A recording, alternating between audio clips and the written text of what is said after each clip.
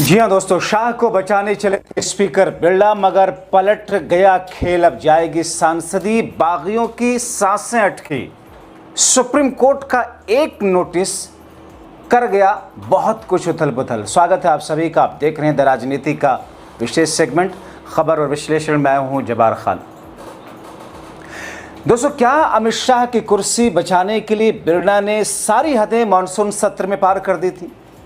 एक तरफ बिरला ने सुप्रीम कोर्ट के आदेश का उल्लंघन किया, तो दूसरी तरफ सुप्रीम कोर्ट से नोटिस जारी होते ही कैसे सांसदी खारिज होने की नौबत तक आ गई। मगर उससे पहले दोस्तों आपको दिखाएं कि कैसे बिरला अपने ही जाल में फंसे हैं। बड़ी दिलचस्प घटनाएं एक के बाद एक कई सारी मिलकर के भारतीय जनता पार्टी के लिए इस वक्त मुश्किलों का अंबार खड़ा किए हुए हैं। आज ही अब से थोड़ी देर पहले बीजेपी को अपने कई सारे विकेट धड़ाधड़ गिराने पड़े, खुद ही हिट विकेट करके कई सारे नए चेहरों को लाना पड़ा, कई सारे लोगों के पत्ते काटने पड़े। दोस्तों, ये जेनजी और युवा शक्ति होती ही ऐसी। इतिहास गवाह है, कोई ऐसा इनकलाब नहीं है जिसमें युवाओं की भागीदारी ना हुई हो, बिना युवाओं की भागीदारी की। तो ये जेनजी की शक्ति ही है। दोस्तों, अब देखिए ना, मॉनसून सत्र व्हाइट वॉश। मैं देख रहा था कल आर्काइव में कुछ वीडियोस को। अभी लोग कहते हैं ना, वो अधकचरे ज्ञान वाले लोग, पत्रकार के साहब, अरे संसद का एक दिन, एक सेकंड, एक मिनट का बहुत महत्वपूर्ण समय होता है, बहुत खर्चे होते हैं, हमारे टैक्स के पास। इस किस्म की बकवास बातें आपने सुनी होंगी ना इन बददिमाग गंवार लोगों के मुंह से, कि हमारे टैक्स के पैसे से संसद, वो जाहिल किस्म के एंकर भी चिल्लाते हैं, हमारे टैक्स के पैसे से संसद चलता और विपक्ष ड्रामा कर रहा है। दोस्तों, स्वर्गीय अरुण जेटली, स्वर्गीय सुषमा स्वराज, और दोनों ही नेता सदन रहे हैं विपक्ष के, एक लोकसभा में एक राज्यसभा में। ये फायदे गिनाते थे कि संसद ना चलने के क्या फायदे होते हैं। ये लोग थे ना विपक्ष में लंबे समय तक। हमने लगातार कवर किया दोस्तों पूरा यूपीए सेशन को, जब बीजेपी विपक्ष में हुआ करती थी 2004 के बाद से लेकर के।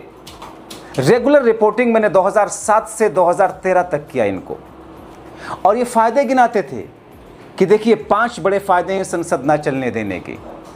ये फायदे हैं, इस वजह से कम ये चीजें तो हुई।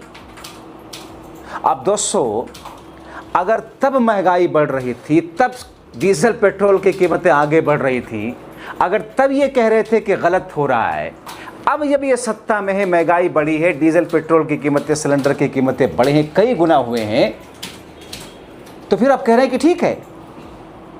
इसका मतलब उस वक्त ये झूठ बोल रहे थे या अब ये झूठ बोल रहे हैं। मगर दोस्तों, ये मानसून सत्र निकला 18 दिन का। मानसून सत्र में देख रहा था करीब करीब 18 दिन के आसपास। कई बिल ऐसे ही, वो स्पीकर बिरला, जिनकी जो उस कुर्सी की पद की गरिमा को इतना गिराया उस शख्स ने, कि आप क्या कहेंगे। कई बिल ऐसे पारित करा लिए। हाँ, मंत्री जी ने पेश किया, हाँ जिसके हक में कहे हाँ, जिसका हक में नहीं कहे नो, हंगामा, हाँ पारित हो गया। ये बिरला है। लोकसभा अध्यक्ष की जिम्मेदारी है इस सदन को चलाने की। अगर क्लास टीचर ही स्कूल में नहीं आता है, क्लास में नहीं जाता है, प्रिंसिपल की जिम्मेदारी है उसे खींच कर लाए या तो भगाए उसको। ये ओम बिरला जो ये कहते हैं कि ओ राहुल गांधी, आप टी शर्ट पहन के नहीं आ सकते संसद में, एक गरिमा होती है, और पॉकेट में हाथ डाल करके नहीं आ सकते, मत चलिए, इसकी एक गरिमा है। उसकी हिपोक्रेसी देखिए उस बिरला की, और बेचारे उसकी भी क्या बिसात है। वो तो इन दो शक्तियों के सामने नतमस्तक हुआ पड़ा है। दोस्तों, आखिरी दिन अमित शाह आए थे और मोदी आए थे। आते ही राष्ट्रगीत शुरू हो गया। राष्ट्रगीत खत्म हुआ नहीं कि 2 से 3 सेकंड में बिरला ने संसद का सत्र अनिश्चितकाल के लिए स्थगित कर दिया। शाम तक चला सकते थे वो बिरला।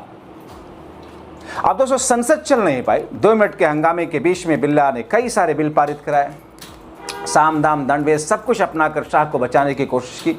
क्योंकि अगर संसद का सत्र उस दिन स्थगित नहीं करते बिरला, शाह को जवाब देना पड़ता आखिरी दिन, क्योंकि उसी दिन राज्यसभा में बिल पारित हुए हैं, राज्यसभा की कार्रवाई चली है, बिरला ने फौरन उस कार्रवाई को वहीं स्थगित कर दिया था। सबसे बड़ा दोषी तो बिरला ही है, देखा अगर जाए तो। अब दोस्तों मगर ये सब कुछ उल्टा पलटा जा रहा है। जो बिरला ने बेशर्मी दिखाई वैसा इतिहास में कभी नहीं हुआ।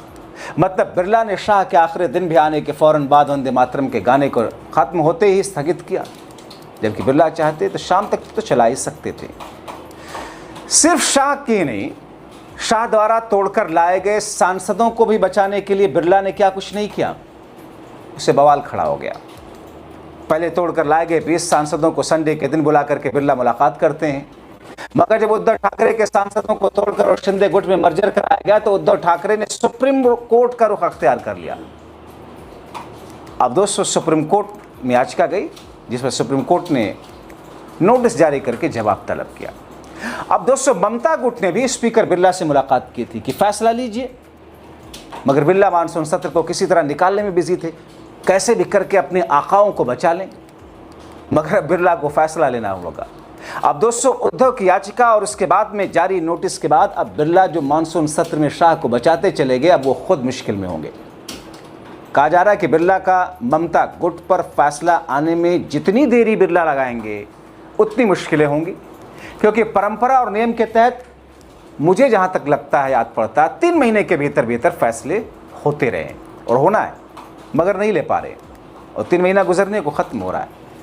इसी बीच में आपने देखा कॉकरोच जनता पार्टी कैसे बंगाल में पहुंच करके भारतीय जनता पार्टी, अब आप बीजेपी कहें, बिरला कहें, सरकार कहें, संसद कहें, मोदी शाह कहें, सबके माने एक हैं, संघ कहें, बहुत सारे लोग कहते हैं या कायरों का संगठन कहें, देश की आज़ादी में अंग्रेज़ों का साथ देने वालों का संगठन कहें, सबके माने एक है विपक्ष के हिसाब से।